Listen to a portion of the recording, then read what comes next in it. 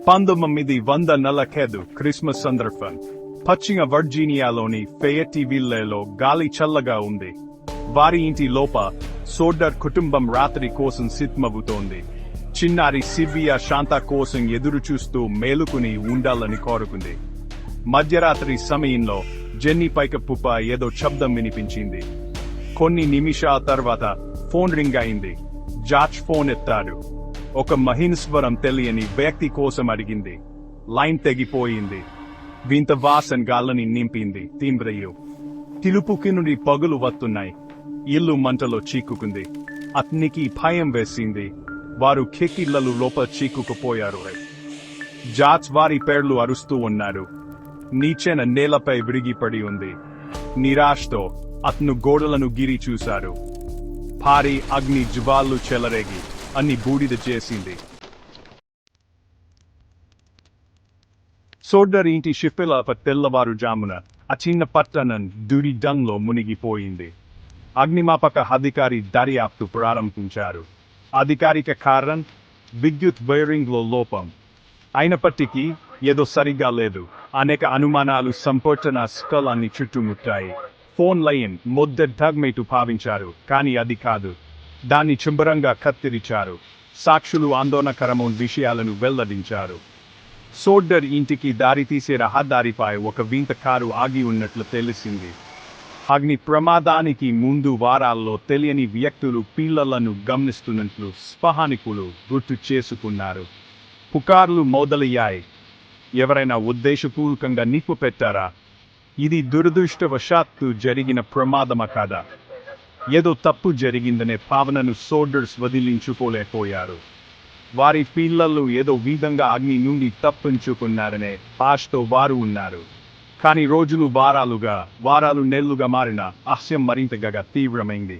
అయితే అధికారులు నమ్మలేదు. సోల్డర్స్ యొక్క ఆందోళనను వారు తోసిపుచ్చారు. వారి నిరాశకు ఆపాదించారు. కేసు ముగిసిందని వారు ప్రకటించారు. సోల్డర్స్ వదులుకోవడానికి నిరాకరించారు. వారు ప్రైవేట్ పరిశోధకులను నియమించుకున్నారు. ప్రతి వివరాలను కలుపుతో ప్రతి ఆధారాన్ని వెంబడించారు. బాధ మరియు అనిశ్చితితో గుర్తించబడిన సంవత్సరాలు గడిచిపోయాయి. తరువాత లో చీకటి నుండి ఆశాకిరణం ఉద్భవించింది. జెన్నీకి ఒక మమమాన కబురు వచ్చింది. లోపల ఒక యువకుడి గాయాచిత్రం.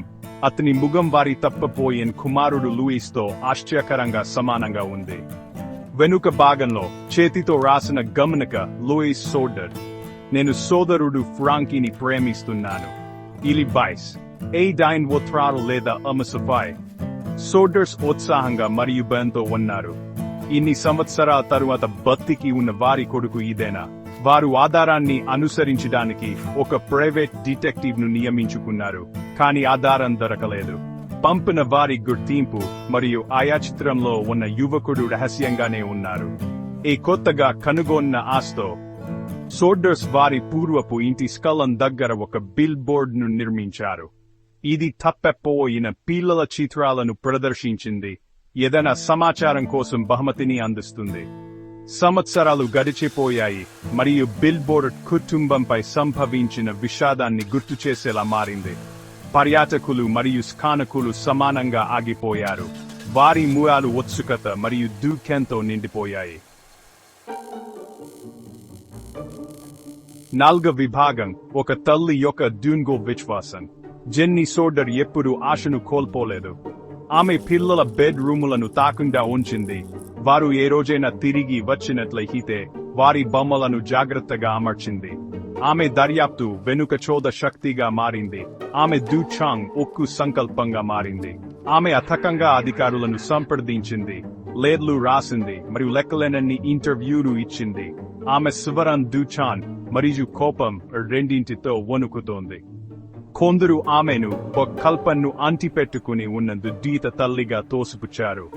మరికొందరు ఆమె సక్రమమైన ప్రేమ మరియు దూర్చ సంకల్పాన్ని మెచ్చుకున్నారు. జెన్నీ యొక్క స్ఫూర్తి దేశవ్యాప్తంగా ప్రజలతో ప్రతిధ్వనించింది. సోల్డర్ పిల్లల అదృశ్యం జాతీయ వార్తగా మారింది. పత్రికలు మరియు టెలివిజన్ కార్యక్రమాల్లో చోటు దక్కించుకుంది. సిద్ధాంతాలు విస్తృతంగా ఉన్నాయి. సాధ్యమయ్యేవి నుండి వింతనవి వరకు. కొందరు మాఫియా ప్రాముఖ్యత గురించి గుజుసలాడుకున్నారు, మరికొందరు అసంతృప్త వ్యాపార ప్రత్యర్థుల నుండి ప్రతీకారం తీర్చుకున్నారు.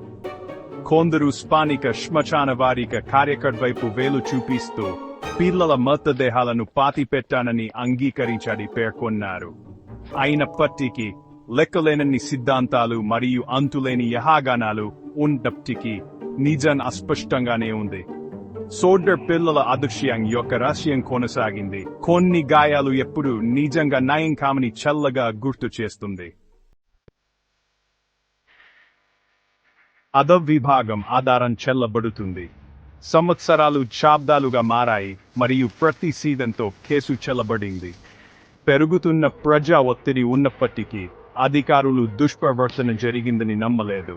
అధికారిక వెరరి మారలేదు. అగ్ని ప్రమాదం మరియు పిల్లలు మంటల్లో మరణించారు.